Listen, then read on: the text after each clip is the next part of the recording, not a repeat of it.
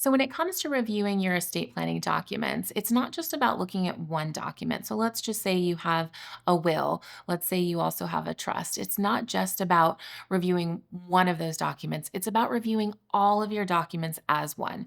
When we look at estate planning, we like to think of an estate plan as a comprehensive plan. This includes a trust, a will, advanced healthcare directive, power of attorney, and many other documents.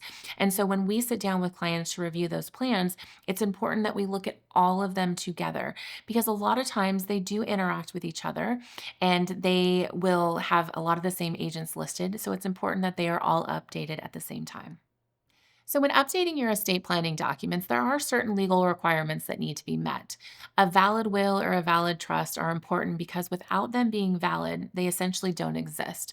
So, it's important that you follow state rules when it comes to making sure that that will or that trust is enforceable. The same thing with a power of attorney and advanced healthcare directive. Each document is going to have specific things that need to be accomplished to make sure that that document is valid. And that's where working with an estate planning attorney is crucial to make sure that they are a valid document. I had one client. His dad had passed away and he had been on him for so many years to get his trust done. And dad called him one day and said, I finally got my trust done.